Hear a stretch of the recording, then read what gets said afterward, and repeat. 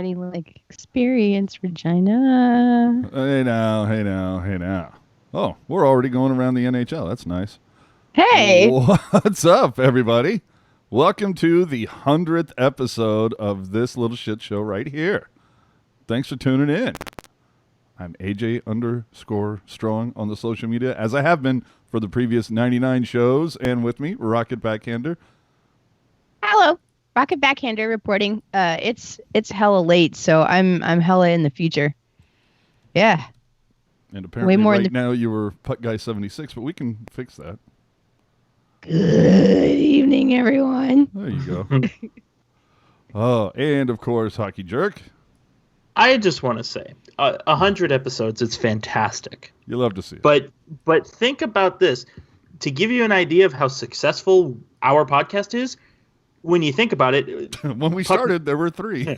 Well, Pucknology and Tealtown USA, the meal ticket for that was and is After Dark. We are technically a spin-off, and we have 100 episodes. How many other spin-offs have 100 episodes?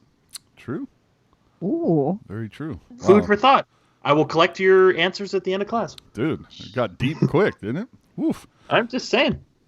Oh, man. Well, as always, if you ever miss a show and want to hear it again, you can find all of our content on your favorite podcatcher platforms.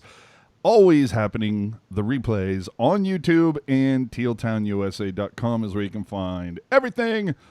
And then social media. Follow us on Twitter and Instagram, like us on Facebook, talk to us on Discord and Reddit. And as always, please hit the subscribe button if you are watching on the UBTube. So, with that, week 31 in the NHL.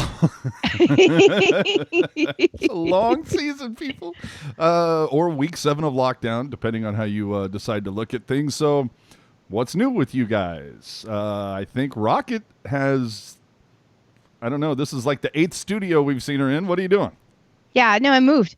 I moved to New Jersey, so now I live in Manhattan's backyard. Or next door to the Devils. Yeah, actually, I'm 30 minutes away from their barn, so either or. So yeah, I'm excited. I'm glad that I'm in a more hockey centric area, instead of a meth centric area. I mean, God bless you if you like amphetamine, but it's just not my bag. So I would much rather have a bag of pucks. So this is definitely my stomping ground. My people are here. The attitudes are much worse here, and I blend right in. Oh, I think the proper response to that is... Hey now. Hey now. That's right. Yeah. Hockey Jerk, what's going on in your backyard? Well, I see here on our little rundown, our little fact sheet, have you succumbed to the TikTok bug yet? So I'll counter that question with a little story. So me and my my best female friend, we've been friends for a few years now, and I finally decided that I'm going to kiss her, and I'm really nervous. Oh shit! And there's a cheesy song playing while I'm doing it. To answer your question. Oh my god. And a traumatic event that has changed my life check, of course. Yeah. And it's, Can't wait to see you on all the 3 hashtags that everybody uses. Yeah. Evidently, for those of you unaware, I don't know if you guys have caught the TikTok bug yet. I mean, is it a fun distraction? Perhaps. Is it an amazing waste of time? Absolutely. Let me give you a quick rundown in case you haven't tried it yet. If you enjoy watching people perform the same 3 dances, it's for you. If you enjoy watching people tell the same 8 jokes, it's for you. If you like to watch people attempt one of 5 evidently different pranks, it's for you. Enjoy yourself. Have fun. I'm going to go the Hockey Jerk route and say, hey, I'm just going to let you people enjoy it and have your fun with it. But it's like watching the same 3 shows over and over and over with a different cast. It's pretty much it. I don't think I can describe it any better than that.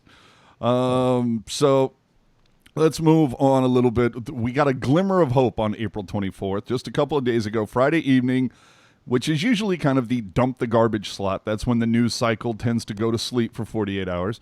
And that was when John Scott decided to tweet, "Just got word that NHL camps will begin again June 1st. Euro players are coming back soon." Now, I've seen nothing to support this claim. I've also seen nothing to refute it. And according to ESPN, on May 1st, the NBA is going to permit teams to reopen their training facilities to players in cities and states where local governments have eased the stay-at-home order. What do you think, Rocket? Do you think John Scott has a clue about this? Does he have inside info that we're all unaware of, or is he just blowing smoke, chasing clout? He might have information that none of us have, but it might be coming from somebody who doesn't know what the hell they're talking about. I don't know. I think it's a bunch of malarkey, and I think it's wishful thinking. I 100% think it's wishful thinking. I think that at this point, Batman's doing everything he can to try to hold in as much money as he possibly can. So I think by not canceling it somehow, they're able to not have to refund season ticket holders and stuff like that.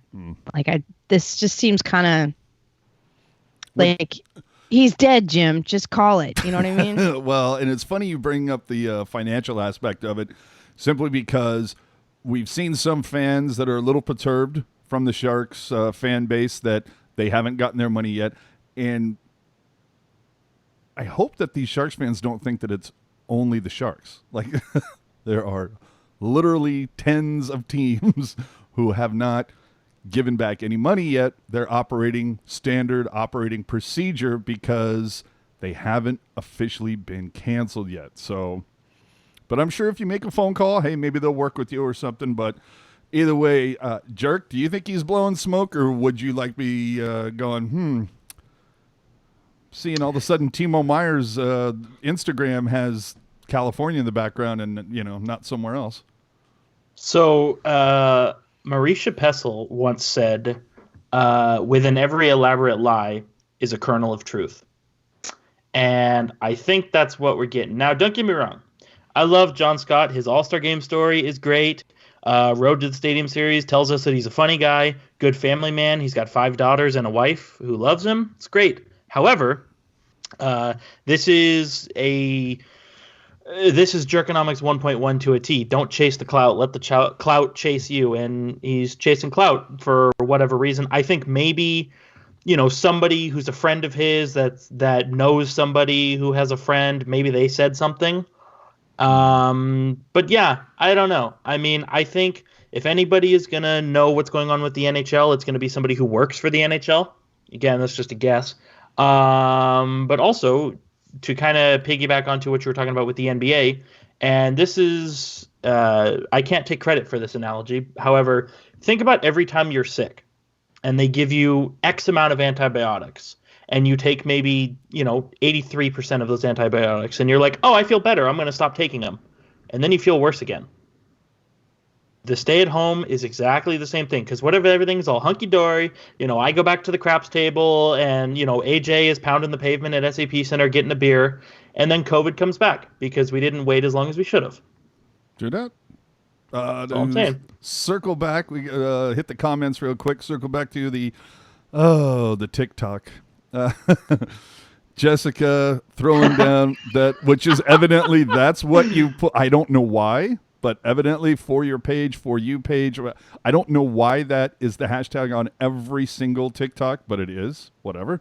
21 Pucks, though, saying it is a solid app to grow your portfolio if you're a photographer. I would hope so. I mean, if you can, it's just hopefully people will come across your stuff, but I would prefer a different route. I don't know. I guess it depends on the people you're looking at. I'm in reports saying I'm leaning towards the John Scott thing being fact.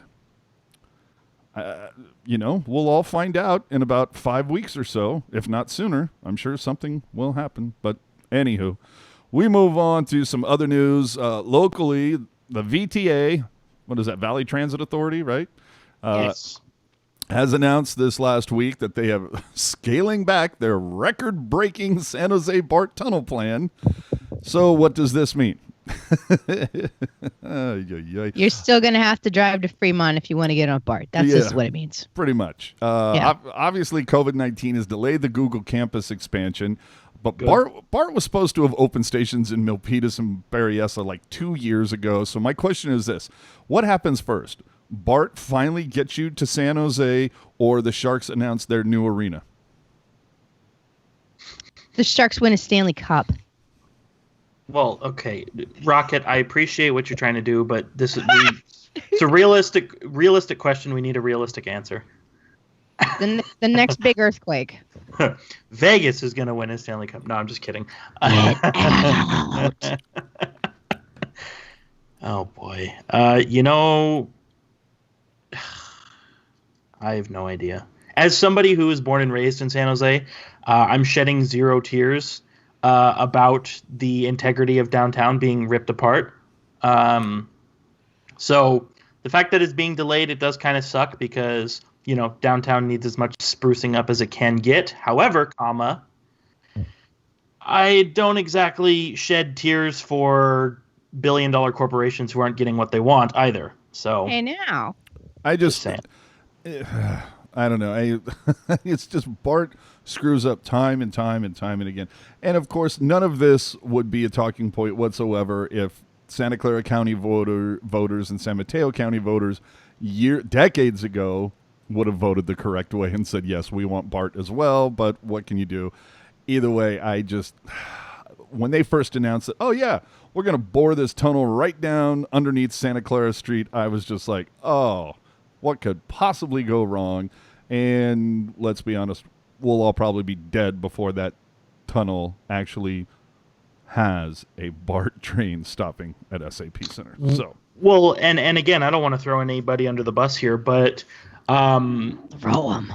I may or may not have had in my ear to the ground with respect to the BART plans. And again, it doesn't really take a genius to figure this out, but the tracks that BART uses are a skosh smaller than VTA, Caltrain, Amtrak. So how are you going to have BART link up at Diridon when there's not BART tracks there? Well, it'll be one of those things where it comes in one way, and then they'll all have to come up out of the tunnel and then walk over to Diridon and yada, yada, yada. They'll build a big transit complex, and you'll walk from one thing to the other, It's fine. Kind of like you do AJ, now, light rail at Diridon. Yeah. AJ said it, not me. Yeah. Everybody's talking about Google and Facebook and whoever the hell else is expanding in downtown San Jose, but yeah, not a lot of thought is being given into this, so to speak, satellite Diridon station that is inevitably going to have to be built. Yeah, no kidding. All right. It's going to be another 15 years before they get any of that settled. Probably. I might move back to San Jose and it won't be done yet. Yeah. Seriously. No, we'll be celebrating the 40th and going, hey, remember when we talked about just before the 30th season how BART was going to be there? Remember how funny that was? We're still going to be the same amount of time away. But anyway, The Athletic. If you don't have a subscription to The Athletic, I recommend you get one. I'm not here shilling for them. I don't get paid for them. I'm just saying you get what you pay for. True. This is just me personally saying this.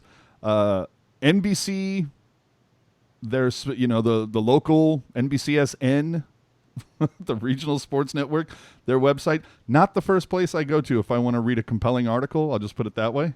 But you don't pay for it, so there you go. The Athletic, however, much better, much deeper, but they ran a survey for Sharks fans last week. Kevin Kurz posted the responses earlier this week, and some interesting things that I think we're going to enjoy gabbing about for a hot minute.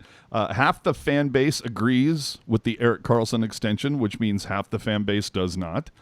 Half the fans wanted to keep Peter DeBoer, which means half the fans wanted him gone. A little over half the fans do not want Bugner to be the head coach, which can only mean that Dave B filled out this survey multiple times.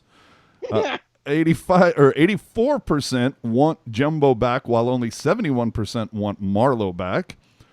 Hurdle wins the favorite player vote with more than twice the vote that Logan and Jumbo got combined. Those were the guys who were second and third on the list. The least favorite Sharks, Jones topping the list with 24% of the vote. No surprise there. EK65 coming in second with 13%. You're all idiots. Well, No, I'm just kidding. Well, I know, but it is subjective. No, 100%. Are you saying he should have gotten 11%? I think he should have gotten 0%. LeBanc getting 10% of the vote. Melker Carlson getting 8% of the vote. How does Melker end up fourth on this list? I guess I don't know. That's because I want to say maybe they're saying I think it's because he's overpaid or something. Maybe, I but think he you doesn't can make that argument. No, you absolutely can make that argument. But when's the last time, and I've asked this many times before, over his time as a Shark, which for those who don't know, this is his sixth season. How many times has Melker Carlson made a mistake where you're like, oh my God, that cost us the game, that cost us this goal, that did something really awful? Almost never. Yes, can't like a think of tiger. Like, He hate me. Maybe once? Yeah, You can count the instances on one hand. Like, the only thing Melker Carlson is guilty of is being good at his job. Yeah. Yeah, solid killer. Bring him back. Yeah. Bring it back. Quote me. At me. Bring him back. I don't care. Well, and coming in fifth, Trouble. Mark Edward Vlasic. And again, Wrong. The fact that he gets he comes in fifth, I'm going to say probably ties into his paycheck. Yes, his paycheck, his contract. Are you shocked that Burns did not make the top five? No. Because he gets points. I'll give you that, but does Erik Karlsson not get points? Erik Karlsson does get points, but he's a polarizing figure, to be sure. yeah, but He's very dynamic. It's our 100th show. I'm not gonna carve anybody. It's not over yet, pal. No, I get the Erik Karlsson hate, but it's, I don't know. It's like you said, it's all subjective. I mean, there are some people who will only look at the positives. There's some people who will only look at the negatives. Some people look at both. Some people look at neither. Like a tiger, thinking that I probably tipped the scales in favor of putting EK65 a little higher on the list. And some people It was me. Some people don't know. Some people don't know where to look. Yeah. And again, I don't want to be mean or think that I'm holier than thou or anything like that. But But there's a percentage of people who don't know what to look for, and that's fine. That's fine. 24% of the voters want Burns back on offense, which means Wrong. Andrew Bench voted a lot. No, I'm kidding. I'm kidding. I'm not. And 79% want Burns or Vlasic moved, as in, traded off the team, hopefully for something. I can say, because I have The Athletic, I was one of that 79%. As was I. And that's not because I hate either of those guys. I love both those guys, and I think we should keep them for the duration of their deals. But I don't know how many times I've said it in the last year, and AJ and Rocket can both attest to this. But you go to an Eastern Conference team who can't stay up past 10:30 Eastern time, and you say, hey, we got Brent Burns. What do you got for us? Problem solved. Done. None of this expose him to Seattle crap, because teams still value Brent Burns, and as they should. I mean, AJ and I have gone back and forth on this multiple times. If this is a bad season by Brent Burns, still pretty good for defenseman standards. Yeah. At least from an offensive perspective. Well, let's follow up a little bit more onto this survey, and then we're going to touch on a kind of a follow-up article. But on a scale of 1 to 5, assuming the season is over, how optimistic are you about the future of the team? The optimists garnered 20%. The vast majority were right in the middle, kind of not really, and then 30% said, "Yeah, not seeing a lot in the future." How confident are you in Doug Wilson? That was a little higher. 42% saying, "Yay." I'm confident. I was one of them. Yeah, 25% saying no confidence, and then 31 right in the middle. See, and unfortunately, that's the problem with this survey is I don't like scales when you can't provide any commentary. Well, and my problem with it too. My problem was when they asked you, it was like 1 through 5, which I don't really like that because I feel like it kind of skews it a little bit. Like you should just say yes, no, or I don't know. Yeah, I would prefer the answers be more binary. I don't. Yeah. I think it's a little, but anyway. Yeah. But yeah. Do you Oh, sorry, I was looking at the wrong thing. But some of them were pretty interesting. On a scale of 1 to 5, how confident are you that Martin Jones can still be a number one goalie? Only 15% of the fan base still believing. A whopping 52% saying no. I am part of the Marty. 15%. Oh, nice. Yeah, I think he can still shoot back to number one. I think they just need to not work him so hard. I think that could be a part of it. Yes. Start. Yeah. Yeah. On a scale of 1 to 5, how would you rate the state of the Sharks prospect pool? This did not get a lot of 5% said yay, and 60% said hell no. I was part of the 5%. I don't think it's a 5. I don't think it's a 5. But this is one of the questions where it's no, kinda, I'm not sure, and then it was like almost yes, and then yes, or whatever. However, Kurz broke it down. I think I flipped back and forth between 3 and 4 because the pessimist will say that we have no dynamic game breakers in the system, which is true, and I did say that. But then you think about it, there are a lot of, in the Shark system, there are a lot of B/C guys, like, maybe a B minus C plus guys. And as we've seen, many times before, I mean, you go to a team and you say, hey, you want like 3 B guys for your A guy? That's all I'm saying. Yeah. There was that little deal to get Jumbo. I'm just saying. Erik Karlsson, hello. Yeah. Assuming Martin Jones returns next season, what should the Sharks do in goal? And only 13% said keep Dell. I was one of the 87%. Yeah, look for someone else. That's fine. But anyway, let's touch on a little something that was kind of a follow-up to the survey. Kevin Kurz put out a really good article that reevaluated the deal for Erik Karlsson. Coincidentally saying a lot of things I said months ago. But when I said it, I was called a know-nothing. I know nothing about hockey. I'm an idiot. I'm a moron. Kurz says it. Those same people that called me an idiot or a moron say, well, you make some good points.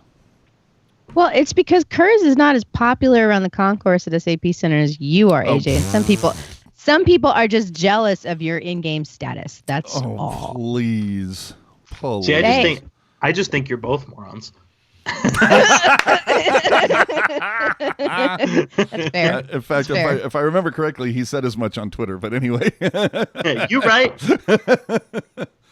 But he did call out, Erik Karlsson for a lot of the stuff that I mentioned over the past 99 episodes.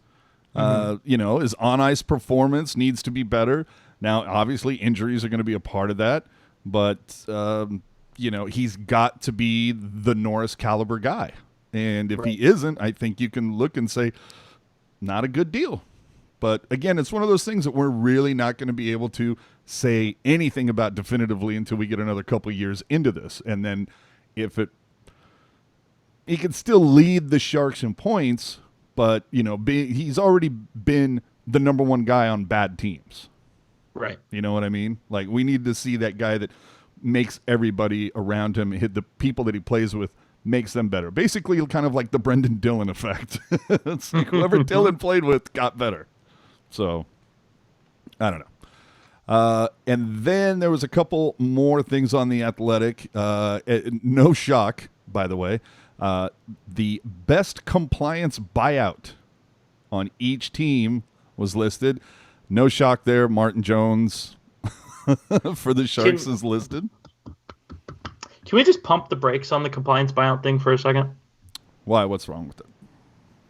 I love compliance buyouts. Let me let you know that Well, 2013 we start of the should 2013 season was great. hold on. Because Let's make note though to the audience who aren't aware. The difference between a buyout and compliance buyout. Compliance buyout does not count against the salary cap. Go ahead. yes, and compliance buyouts, teams were allowed to back at the beginning of the 2012-13 season because the NHL told teams that the salary cap would be at 70 million, and they ended up having to walk that back and put it at 64 million. So the NHL gave them a little bit of a get out of jail free card. I loved the compliance buyouts; they were fun, especially when you see a team sign a guy and then want to get out of it a year and a half after that. But this is the problem that I have. No, excuse me, nobody who is connected to the NHL at all has said anything about compliance buyouts even being a possibility. Mm-hmm. And so I think anybody who brings it up as a for sure thing or as something to look forward to, I think that they're spreading false information. Well, okay. Let me stop you there. I'm just saying, because I've read a couple articles that have basically insinuated that they're coming, and it's like, okay, if they do, that's great, but nowhere has it been said that they're even a thought. Okay, but So what you're saying is coming. They're not even breathing hard. Hold on. Oh, hey now. Hold on. Yes. That deserves one. Hold on. Here we go. Hey now. Hey now. All right. Look, I just want to be clear. This Athletic article, from everything that I read on it.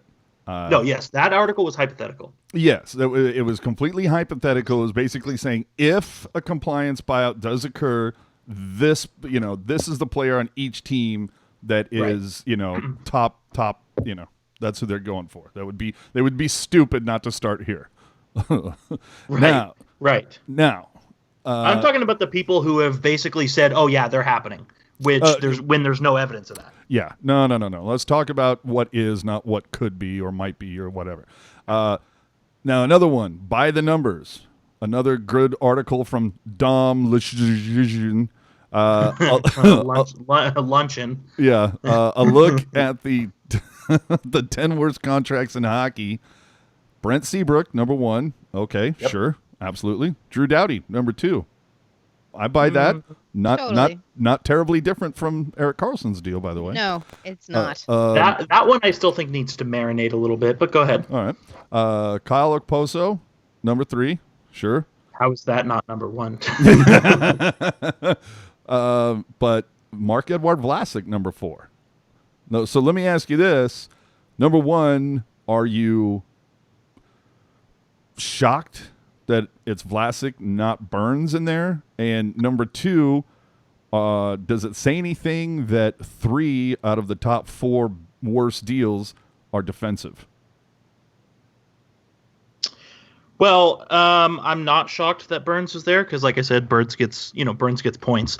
But no, it doesn't shock me that 3 of the 4 are defensemen because you think about playing defense is just compared to being a forward. Playing defense is harder. You have to skate backwards, you have to cut, you have to turn, you have to do all this stuff. It wears on your body more than being a forward does. So one can safely assume that depreciation, if you will, is going to be quicker. I don't know if I necessarily agree with Vlasic being there. I mean, I know the advanced stats will tell you that he's like the worst player to ever put on a Sharks jersey, but I don't know. You watch him, the second half of this season. I didn't think he was as awful as people made him out to be. And even in the playoffs last year, he was playing very well in the playoffs last year. And you still had a lot of people who were saying, "Oh, Vlasic sucks. How are we giving this guy 23 minutes a night?" And it's like, are you watching the same game that I am? Well, if memory serves, Vlasic played in 4 of the 7 games against Vegas, and those were the 4 that San Jose won. You are correct, sir. So makes you think. I'm just saying. All right. I do want to touch on the final article that I thought was kind of cool that the Athletic ran. The Athletic. Because I'm sorry, Down Goes Brown has been scraping the barrel looking for stuff to put on there. I mean, holy hell. You're not kidding. I mean, okay, just to put that in to show you a receipt, if you will. His last article, or I don't know if it was his last one of his most recent one was which birthday produces the best starting six in the NHL in history. Like, we're breaking players down historically by their fucking birthday. Are you kidding me? So And if you're looking what to an have a hockey insane star, waste of time it must have been to research that. maybe, but maybe not. Like if you want to pop out some little elite hockey babies, you might need that advantage. You might We're going to have the induce best. labor on this day Yeah, because that was the day that Gretzky was born, and that has something That to is do with it. 100% like because like you can get the best power skate coach in the world. You know, you can rent all the ice time on all the rinks, but if you don't have the stars aligned and the universe is not on your side, it will not happen. Oh my god, that's going to be my new sign. I'm going to bring it to the next game. So, hey, EK, if you'd have been born on October 5th, you'd be so much better. I mean, Jesus. It's not your fault. You're terrible. Right?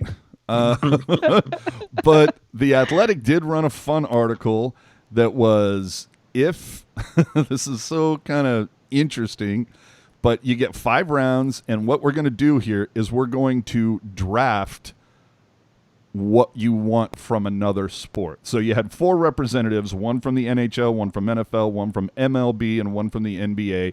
And it was, if for your sport, if you can draft something from the other 3, what would you take?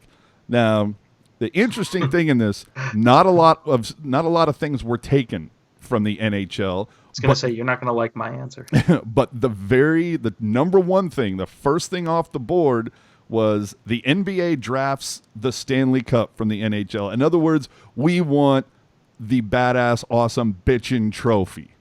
We don't want that silly little ball trophy that's so puny and everything like that. Because let's be honest, every trophy pales in comparison to the Stanley Cup, and fails in comparison as well too.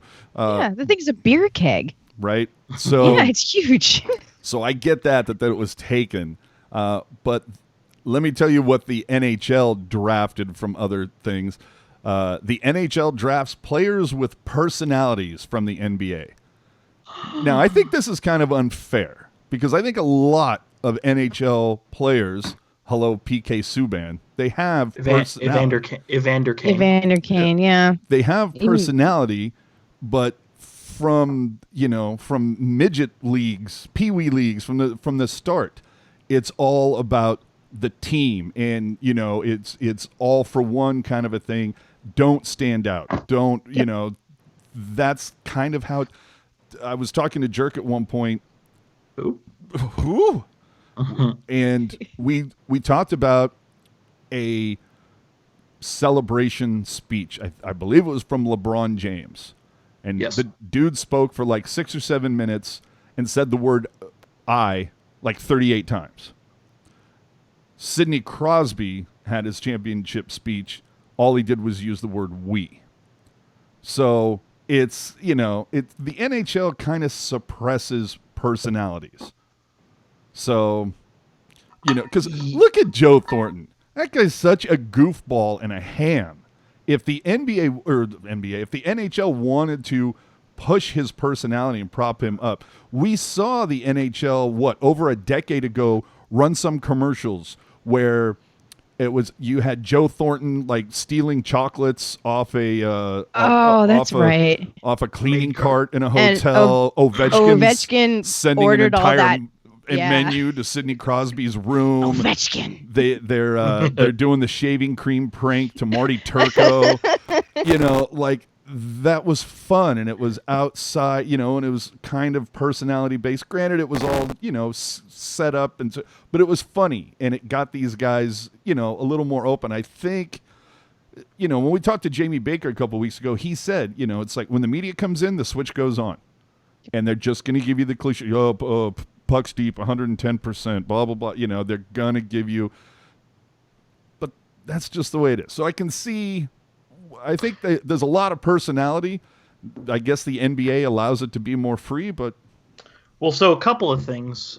So The LeBron Sidney Crosby thing. I like where you went with that. However, that is the one instance where I think being a good teammate is good because like, I the kind of guy that I would want to get in the trenches with, I'd want to be in the trenches with the humble guy, not the guy who knows The how good he showboat? is, right?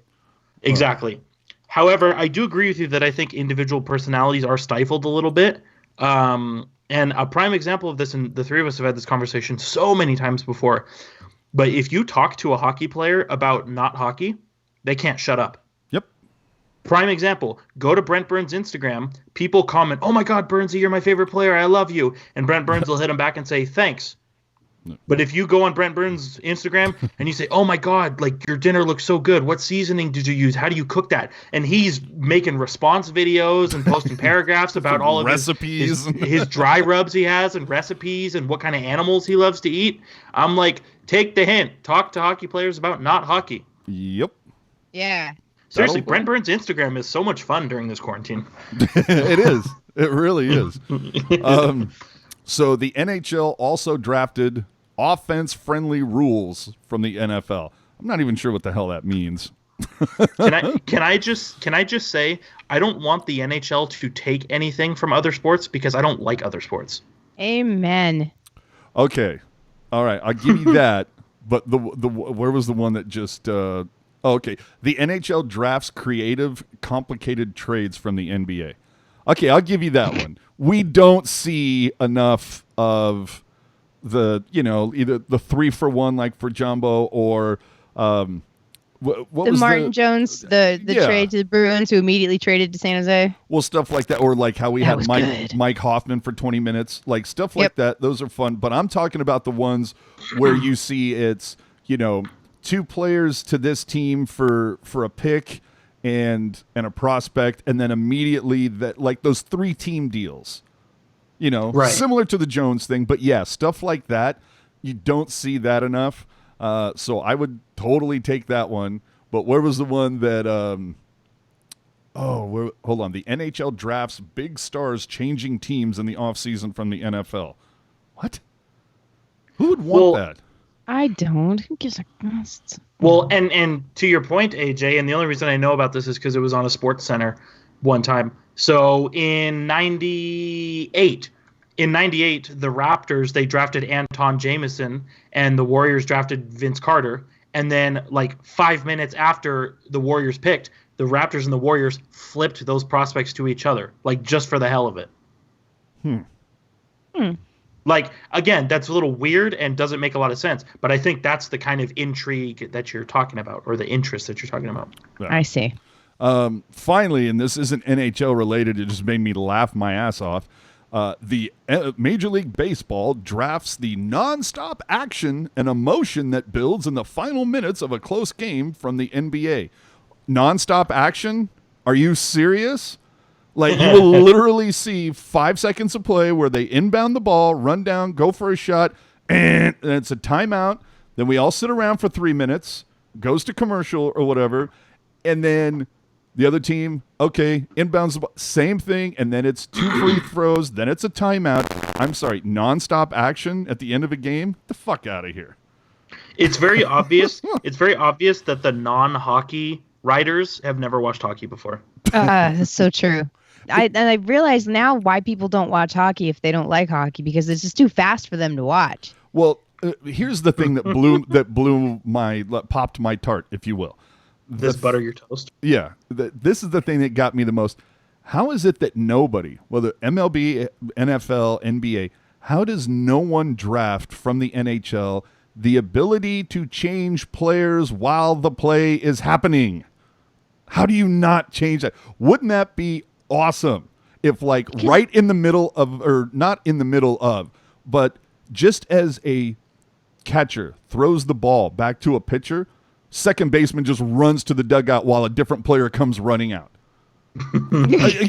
Like, because that guy's more defensively aware at that point, or whatever it is. The fact that you could do something like that. Or you should be able to bring the catcher into the dugout and play an extra fieldsman.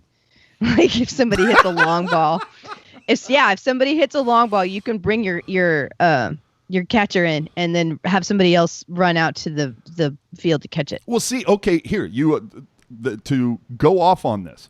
We've seen in Major League Baseball, and we'll get away from this in a hot second. Believe me, I know Jerk's already fallen asleep, but the ability that we've seen the shift in we've seen different shifts in Major League Baseball, or there are times where they're playing some sort of defense. Well, they will bring in their outfielder to basically play like buck short, or Right. they will push one of their infielders out in order for a defensive. Wouldn't it be cool if just before that you face that batter, outfielder comes running off, extra infielder comes running in, something along those lines? I just think it would be kind of cool. But anyway, we should probably move on.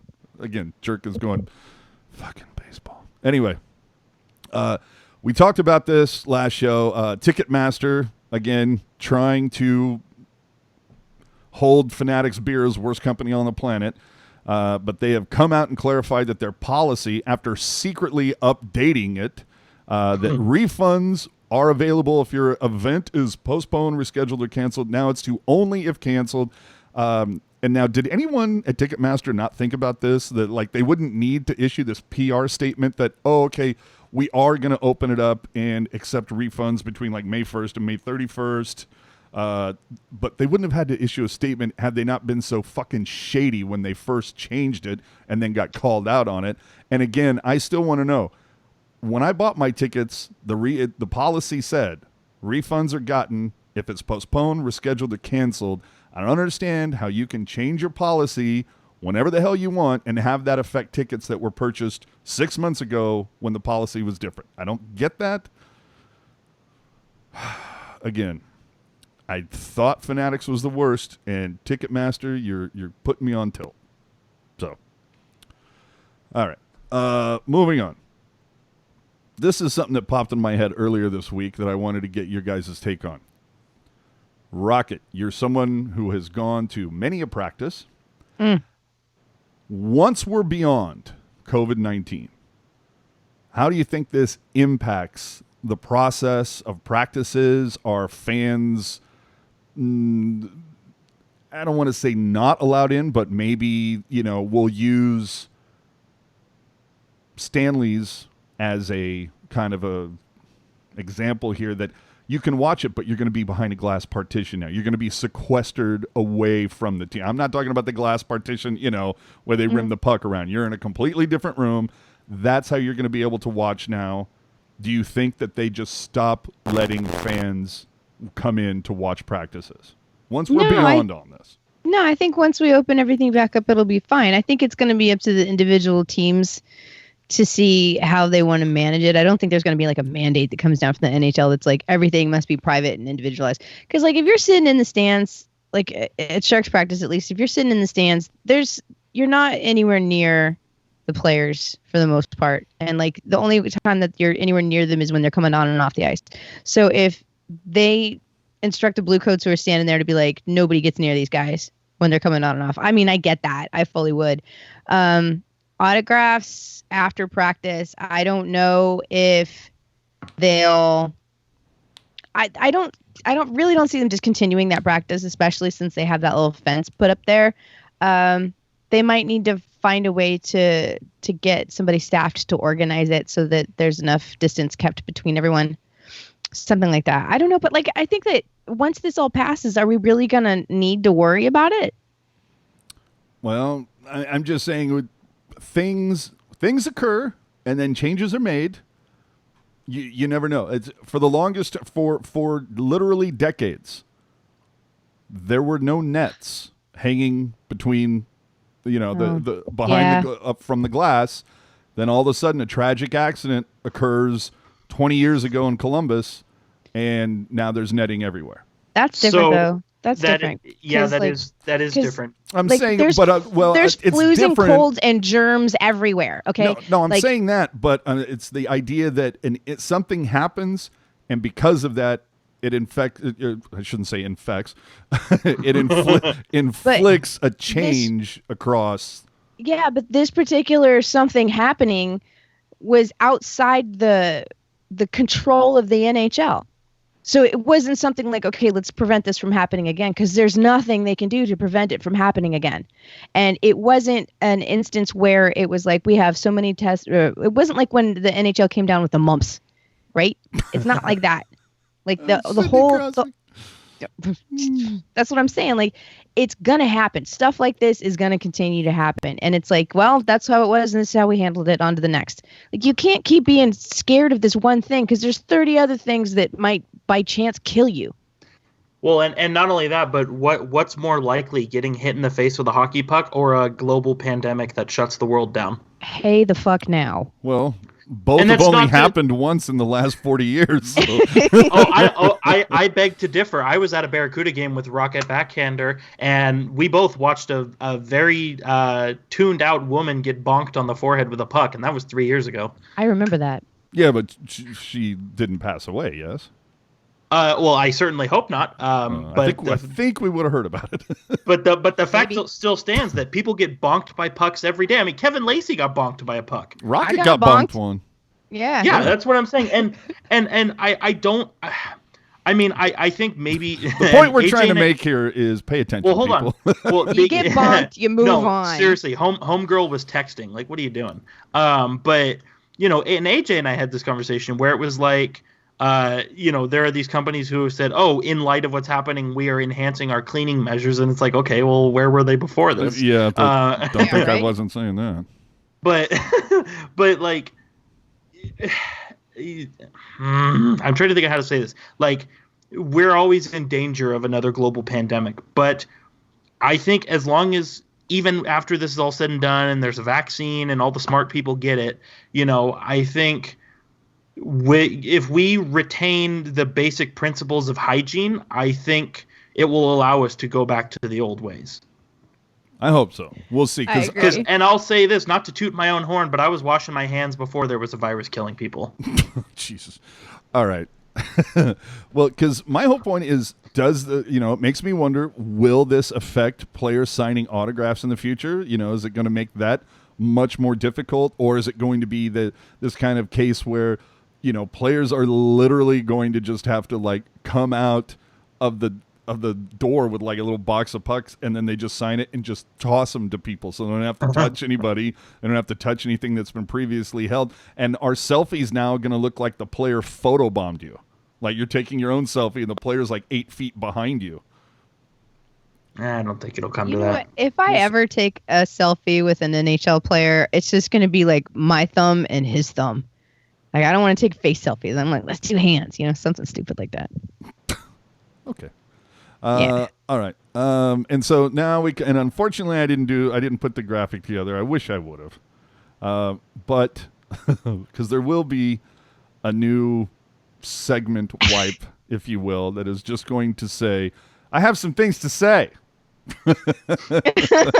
Okay.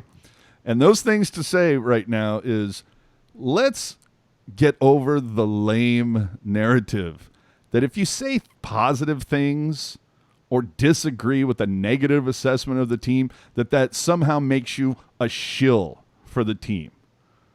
Okay? Can we just get over that?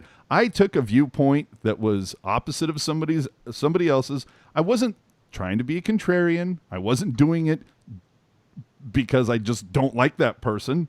And so it's like anything they say is just wrong, no matter what it is. But this idea that, oh my God, you're taking a viewpoint that is different from mine. It just happens to support the team, which is where I'm not at. So I'm just going to call you a shill. I'm going to intimate. Can we just not, like, if you've ever watched these shows, you know that there are thousands of times where I have said, boy, the Sharks are doing this. Whew, I don't know about this one, man. It's going to be tough.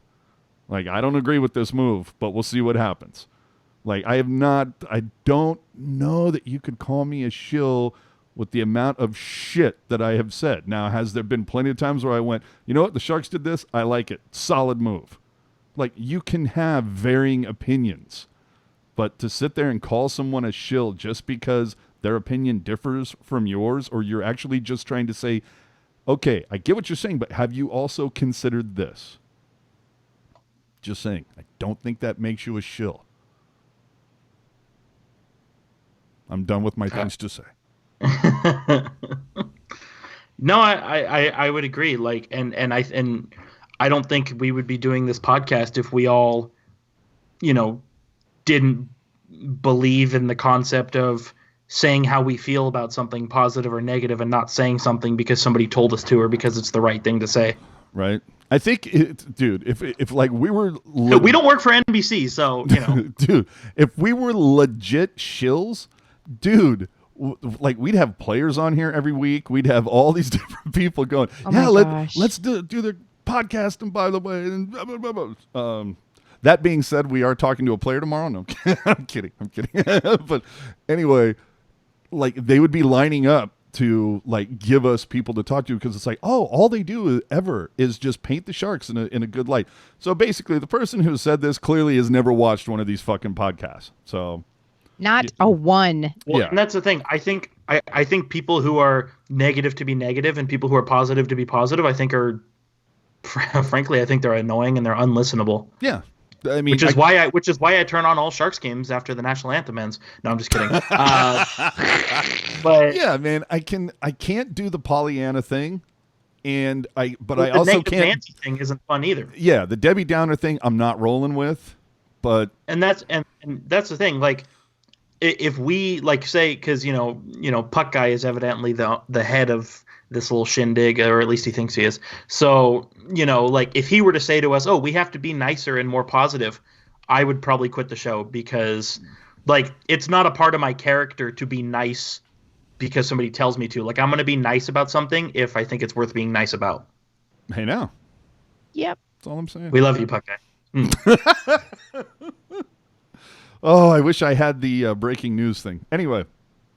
Oh, man. Oh, I gotta whip more of those up. Damn right. So here we are. Usually we try to make it a tight 45, but and I think that's happened twice over 99 shows, and it's not going to be on this one either. So this is our 100th episode, so I thought it'd be fun to maybe throw out some memories of the previous 99. Jerk. What do you got? Sound effects? What are we working with?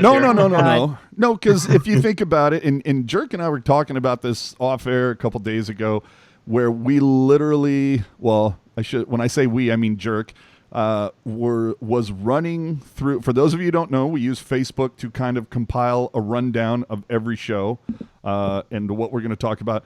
And I don't delete the old ones; they just live there in perpetuity. And so Jerk was running through those the other night when we were talking, and it evoked a lot of fun memories. So Jerk, of course, I'll start with you. Like, what are some of your favorite occurrences from the previous 99 shows?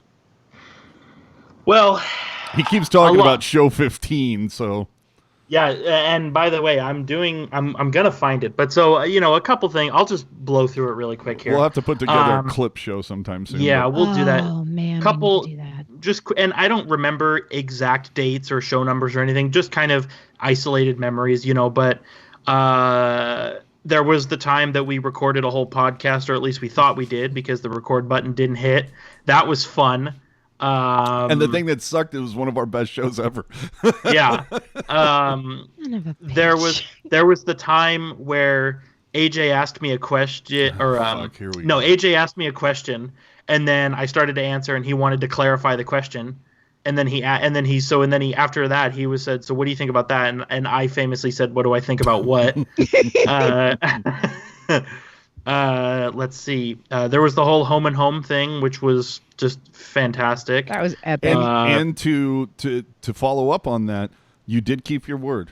You said something on Twitter that it was like, if something happens in this game, I will stop bringing this up. And it happened. No, I would stop. I can still bring it up. I just can't make fun of you for it. Okay. Which is why Jessica now makes fun of you for it. It's fine. What was it that had to happen? Like Bodker scoring or something? It's funny that you say that, because there's this little thing called advanced Twitter search. Oh shit! Here we go. So let's see. While I type it up here, I'll keep talking. Obviously all of Rocket's accents, the Boston accent. There was one episode where her and I spoke really bad French. You know, uh, dude, Bubba in the Nashville power play. Oh, you gotta call Big Bubba. He doesn't work on Sunday. Let's see. There's some other that time where all three of us were not doing anything on Christmas Day, so we recorded a podcast, which was kind of fun. Oh man. And you know what? And while we're still, I mean, Jerk, I don't mean to interrupt. I want you to continue, but I just want to put this out there to the people that are cool enough to be watching us right now. I appreciate it. Thank you. Tell a friend. Please subscribe. But if you have any memories that we're not talking about, love to see them in the chat comments. But go ahead, Jerk. Yeah, you know, and obviously the guests we've had over the years, you know, Ian, Puckeye, Chris, Brody Brazil, Kevin, like, you know, all those, you know, guests, fun to just BS with those guys. Yeah, right. I'm trying to. Oh man, I had a couple more that were like really, really good. You know, it it is this day, this month, this year, this time, and Yannick Hansen's still not been traded. That was a good one. That time when AJ and I had a bet about how many goals Bodker was going to score, I said 20. He got to 15, so I was almost there. Let's see. How many times were we sold on the fact that Jonas Donskoy was going to sign a 3-year deal with Florida? He signed. He ended up signing a 4-year deal with Colorado, so we were kind of close, maybe not. And this one might be a just way left field. I don't know if anybody's going to get this. Rocket, do you know who Matthew Hellickson is? Not off the top of my head. He is a defenseman who played for Sioux City in the USHL. He was drafted by the New Jersey Devils in 2017. There was one podcast where you said... Oh, that guy. The guy who was going to... I said that was going to be my guy. Yes, the guy there was a podcast where you said that the Sharks acquired a draft pick from Ottawa, and you said, whoever gets picked with that 7th-round pick gets one of my 3 stars of the week. Yeah. That's that guy. I totally remember that guy, too. Yeah, there's that. Surprised Kudobin didn't pick up the net and throw it at somebody. Can I drop in one of mine real quick? Sure. Let me ask you this. 5 games left in the season. How many goals does Mikhail Bodker get? Oh, crap. Where is he at right now? 14. 14. Okay, not 6. And for those who don't remember, he got 1. And the bet was he would get 1. Well, and also me throwing out on Twitter that if Bodker scored for the 4th game in a row, I would get a Bodker jersey, and he did. And the little Twitter icon on my phone, the red notification number was 114. So yeah, it was oh man, oh boy, yeah, all the different and to think all the different little segments we did and how we've seriously cut them down in the last few years. We went from having we went from talking about every game to talking about just very wide brush storylines over the whole week, doing 3 stars for each of us, and then to each of us just picking a star and, changing and evolving and all that stuff. Now, it's been fun. It's crazy to think that next year is our 5th season of doing the podcast. Unbelievable. Rocket? Gosh, I guess I know all the voices are good. The one time I broke into JFK when I was doing some coach's voice, and I'm like, I don't know why I sound like JFK now. But it's apparently going to be motivating for your ass. Yes, it's going to be very motivating for you. Dude, live by the sword and Boo die by the sword. All the Boo die by the swords. All of those fucking Peter Boo die references are so good. Live as if you were to Boo die tomorrow. Boo die, Boo die, Boo die, rocket everywhere. Oh my god. You know what? Oh my god. Just I think all of the shows that just have gotten derailed because we've gone sideways and talked about something for too long because it was funny.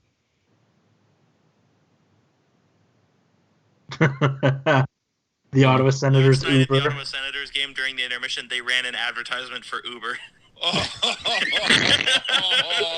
Kevin And the funny LeBanc, thing stay is- out of the box for stupid penalties. Please. Yeah. I love Yeah. you. LeBanc, he's turning the penalty box into an ATM. I just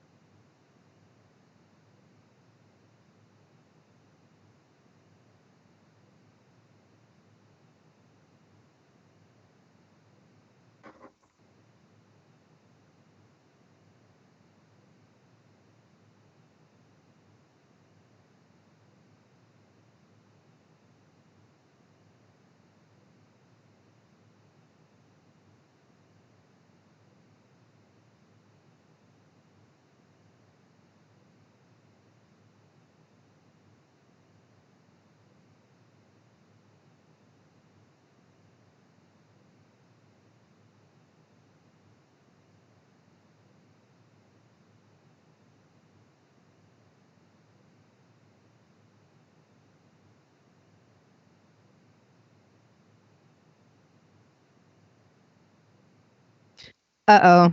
AJ, we don't have any sound. Oh, my bad. I'm sorry. Again, I was you know what? It's because I had it off for the SoundCloud and everything. But anyway, when we first started doing this for the first couple of years, I had to edit this.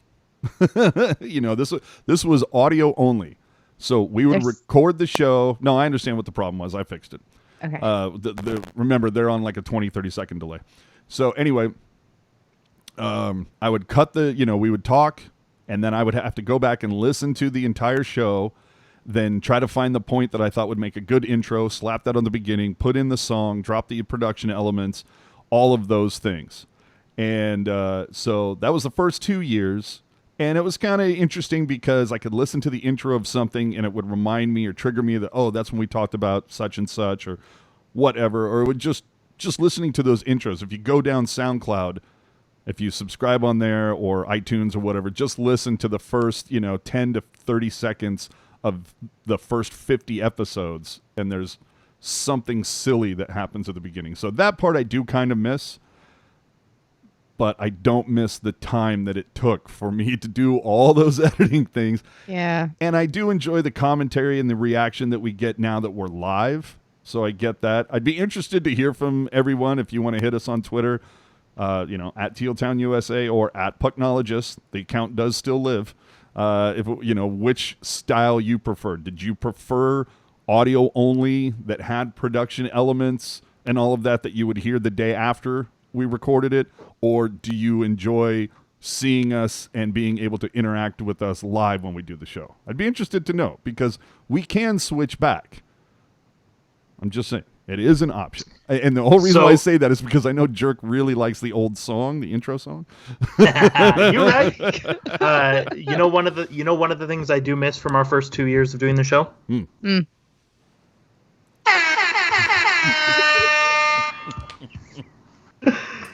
See, funny story about that. Funny story about that. The first time I played that, I thought for sure AJ was going to be like, "Okay, come on, like we're recording. Let's be serious." But he just started laughing and he was like, "Oh my God, we're making that part of the show." Oh, dude, all of the little things. And remember this, I look at it that this began as like an offshoot. I mean, we talk about it as a spinoff from Teal Town, but it was actually kind of an offshoot from Teal Tinted, where this idea was birthed from a show that Ian Rocket and Wendell did back in the day. And who? And I took over back in the day. I took over the Wendell position, and we just started from there. And at some point, we kicked Ian's ass to the curb, brought in Jerk. And I'm kidding. But we it's been interesting. But yeah, I would be interested to know which people preferred, if they preferred the audio. Go ahead. I just remembered something. He was going through the rundowns. No. Something just popped in my head. Our first season. I want to say I tried something to see if it would be successful or interesting. What did it do? Go over like a fart in an elevator? What happened? Oh, damn. You know what? Crap. Okay, well, I'm going to have to go back and find the actual graphic. But, Hey, dude, are you making an announcement that you're going to make an announcement? What's going on? no. Apparently, that's what he just did. For episode 22, which was on March 22nd, 2017, we did Pucknologists Bingo, where people would have to pick out our Oh, this sounds familiar. our I shtick. think I remember this. We actually were going to put out like a graphic, Dude, right? I made a bingo card and I DM'd it to people. That's what it was.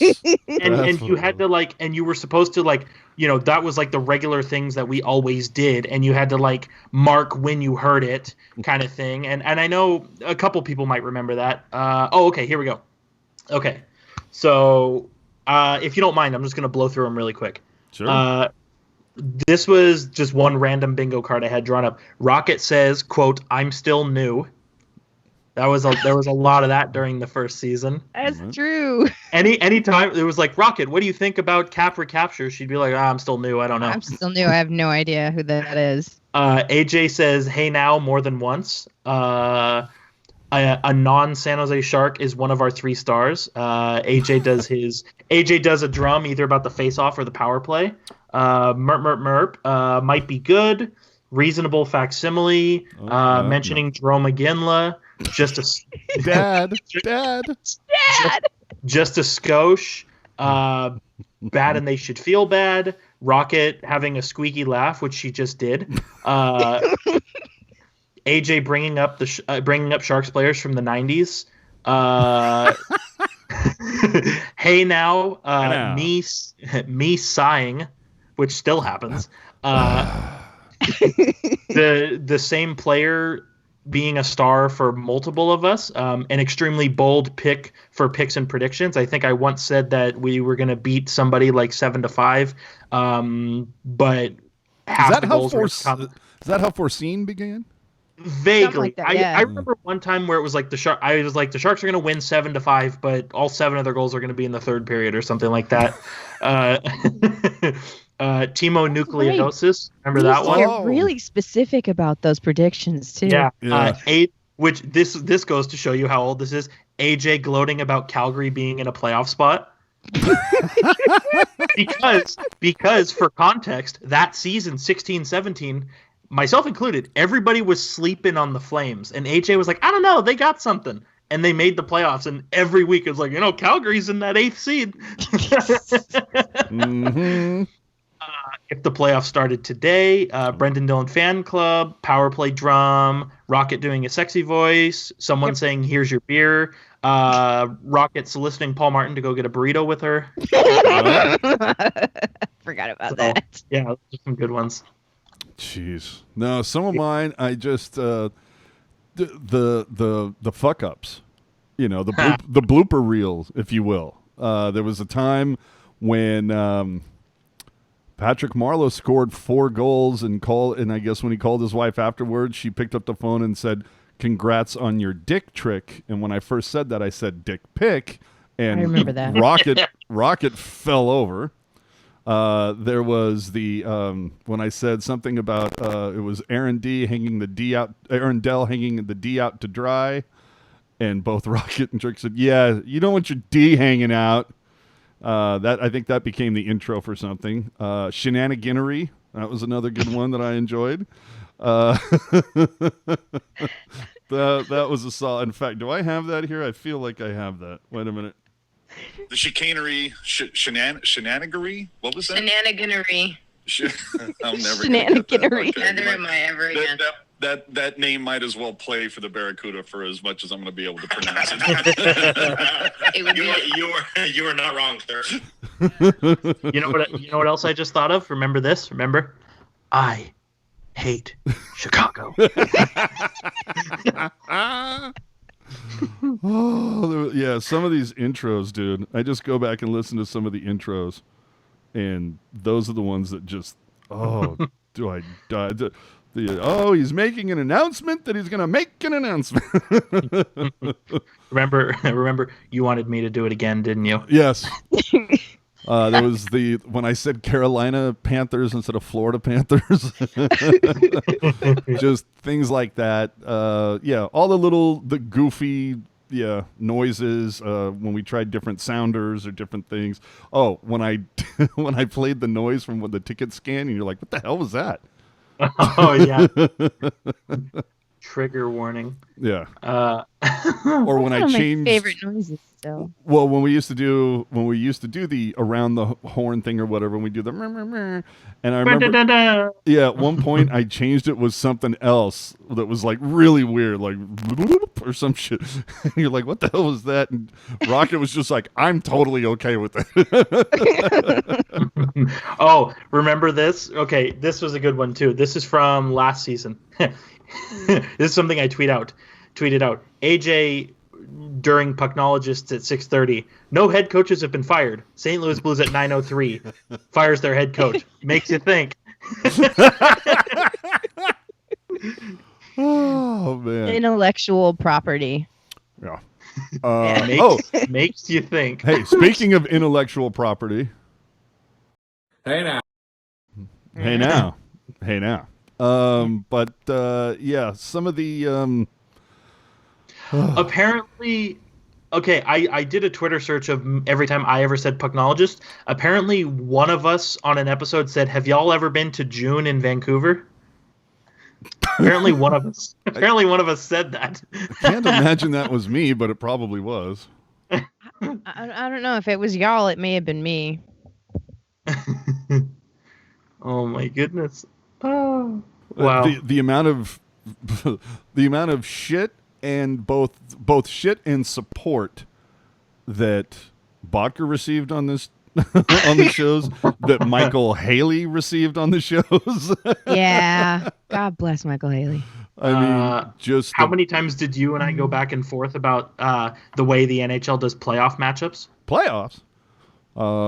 Yeah. Like And there was one time where we were going back and forth for like 5 minutes, and I could see Rocket sitting there. She's like, next segment. She's Yeah. glossing over. Like, But it is funny you mention that up, or that you bring that up, because the Athletic, funnily enough, we talked about the surveys that they're running. They ran like a full survey for like all of everybody who subscribes to them. Obviously the Sharks one was focused on Sharks fans, but they did a full one, and one of the biggest, like, it was, what do you want to see changed in the NHL or whatever, and it seemed like the biggest thing, like, there's a very small percentage are like, get rid of the fucking trapezoid already, it's stupid, or and there's probably like that one idiot's like, yeah, can we bring back the no 2-line pass thing? But no, the biggest thing is people are sick of the current playoff system. They want it back They want it back to 1 through 8. I'm one of them. I want it back to 1 through 8. Right. Me too. sure. So it's it's like winner of each division, automatic, hosts the first round. After that, 4 through 8, dude, you finish where you finish. If they all end coming up out of the Central or whatever, so be it. If they have more points than anybody else, you're in. None of this, I play in a shitty division, or the idea that you could host a team and they have more points than you. I don't care for that. I really don't. It ain't right. Apparently on episode 25, which was the season finale of our first season, I was your first star, AJ, apparently. Was there any reason given? I would have to go back and listen, but I apparently on that day. I tweeted. I said, what did I say? I said, "Wow, I was AJ's first star on this week's Pucknologist, and he even remembered Home and Home." Well, it's funny you bring that up, because I do remember you making me a star, and it happened right at the moment. I forget what it was. Like I called off. I said something, whatever it is, about my star, and then immediately went to you, and you're like, "Yeah, so now you're my third star because of what you just said," or something like that. For that comment, you've now. I forget what I said. I wish I did, but anyway. the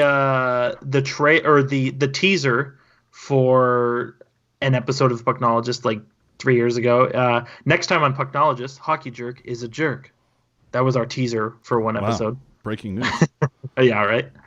Oh, another one that did make the survey: removal of the loser point, or Yeah. oh my God, please. or make. I know one of the other ones. Or go to international rules. Well, they said it was you make all the games the same amount, worth the same amount. So it's either 2 for a win, nothing for a loss, or every game is worth 3 points. 2 to the winner, 1 to the loser. If you're 3 in regulation if you win, and then overtime 2 to the other thing was that they wanted to see 3-on-3 overtime extended to 10 minutes. And I'm like, yeah, I would like that, but the players are never going to agree to that. I can't imagine. I don't. What would you rather have? A 10-minute 3-on-3 or a 5-minute 3-on-3 and then a 20-minute shootout? Well, Yep. I totally agree with you there. To me, it's again, that's why I go back to the idea of, just make every game worth 2 points.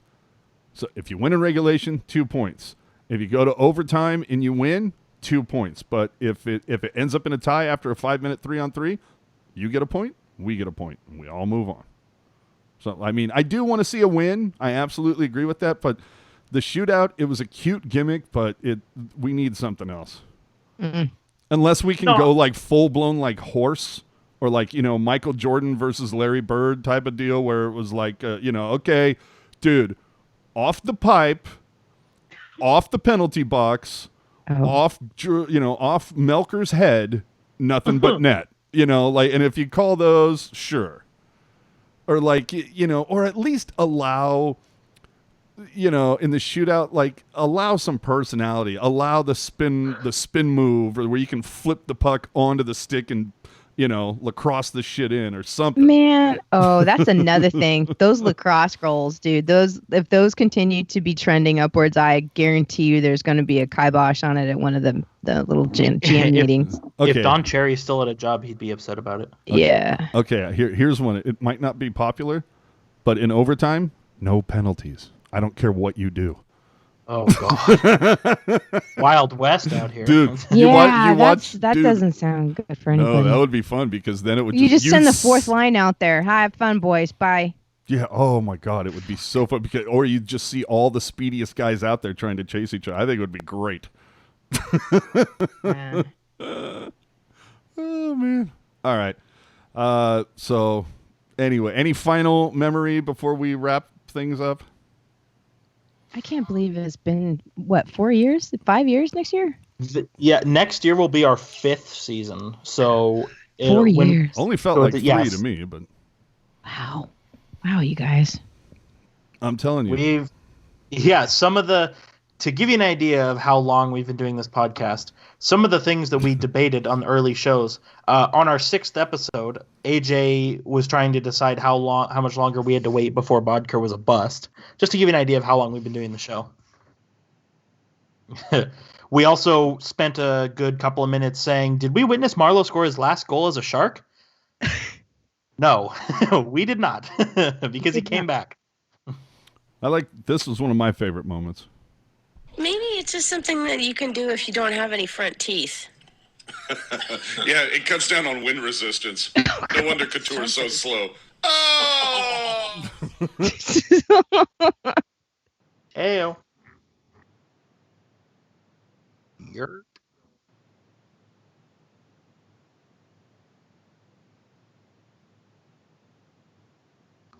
This is AJ's last episode. Was the last episode for Kayla. Aww. So for those of you who watched a lot of the shows, whether it's been After Dark or Pucknologists, you've seen this face, usually pretty tucked out in the nest behind me, and unfortunately she passed away, and so it was a tough weekend. Let me let you know, it was a tough weekend last week. So. I had her for 16 years, and it's It's just, it was tough. She was, at one point, she had her own fans. That's true. That's very true. They wanted me to start a channel just for her. There were times that after a show, I would literally like turn on Periscope or Instagram and I would just point the camera on her and just let it go for like 5 minutes. And there would be 20 people watching and all she's doing is sleeping. Yep. But yeah, she had her own fan base. So, rest in peace, you sweet little girl. She was such a kick in the pants.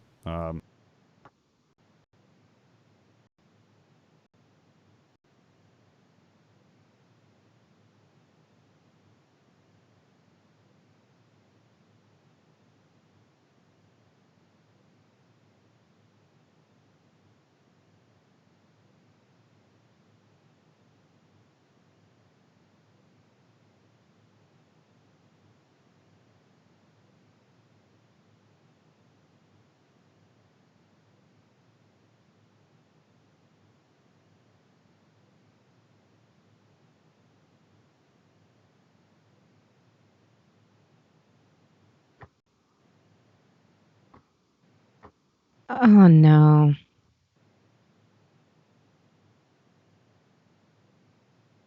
See, I go to mute something and then I thought I turned it off. Whatever. Anyway, I'm not even sure. I had to mute for some reason. Anyway, doesn't matter. What was I talking about? Okay, Felix article. Felix finished a run of articles on head trauma. Those are on tealtownusa.com. Had recent articles, or I shouldn't say articles, I should say interviews with Jonathan Becker, president of the Sharks, Jamie Baker, Randy Hahn, Brody Brazil. Look for more interviews that we are hopefully scheduling and planning. I heard from Drew Remenda once. and dude said, I said, are you available this week? And he says, absolutely. Text me in a couple days and we'll set it up. And I've texted him 3 times and haven't heard back. Unfortunately, that's the way Drew rolls. But boy, when he does say he's going to be on, he is on. And you've heard him. He always has things to say. So hopefully we'll get that scheduled. And I do have a significant interview in the hopper, but I don't want to say anything because if it gets scheduled and I announce it and then something happens and shit changes, I look like an idiot. So let me just say that we have some things scheduled and hopefully it all works out. We're getting a coffee cart. Don't tell anyone. Yes. I'm making an announcement that there will be an announcement. There you go. All right. Jerk, your final thoughts on where the people can find you after 100 episodes. I should ask you, though, before you get into that, are you going to be running a special for the 100th episode? Like people can read your Twitter for free this week only, or? So my outro, final thoughts, whatever you want to call it, is going to be an amalgamation of the things that I've said over the last 4 years. Oh, shit. All right, hold on. Get comfortable, kids. This is going to take a while. Hello, everybody. We had a great show. As always, when the Sharks do good, it's good, as we always like to say. Very, very blessed to get to do these podcasts with my good pals here for the last 4 years. Who would have thought that you can make who would have thought that you can make friends on the internet? You know what I mean? And how many times you fast forward, Rocket and I have been ice skating together more times than I can think. AJ and I make it a yearly tradition to roll up to the the equipment sale together. You can make friends through the internet, and they don't turn out to be old pedophiles or children. That took a turn, didn't it? Oof. I wouldn't say I'm old. No, of course not. You're very spry. We're just going to keep chugging. When somebody refers to me like that. We're just going to keep chugging along, doing our old thing here. Look, today is April 26th, 2020 at 9:25 p.m. Pacific Standard Time, and Jannik Hansen has been retired from professional hockey for 364 days. Also, Jonas Donskoi is 1 year into a 4-year deal with the Colorado Avalanche. We'll see if he finishes that deal there. How's Bodker? And Bodker, he sucks, to put it lightly.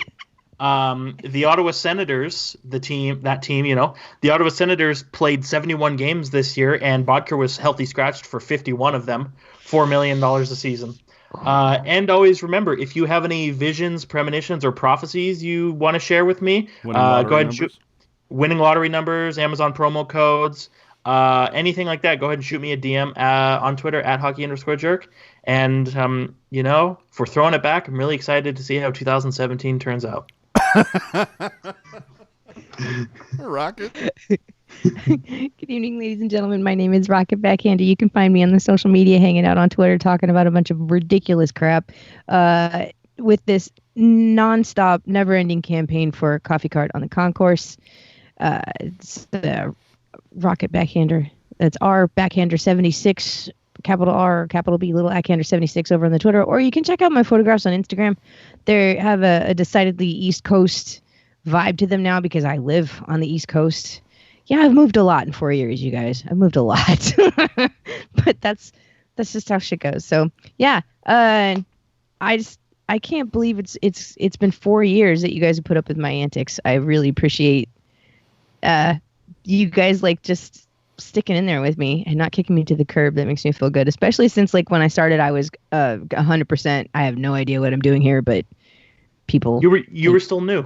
Yeah, I was still new. I can't say that anymore. I'm just when people ask me about stuff, I can talk to them about hockey, but then it's they get into 90s stuff and I'm like, oh, whoa. That's history for me, buddy. I haven't gone there yet. So it's still, I'm in this weird kind of middle ground, but definitely not new here. But yeah, it's been fun. I look forward to when we get back on track.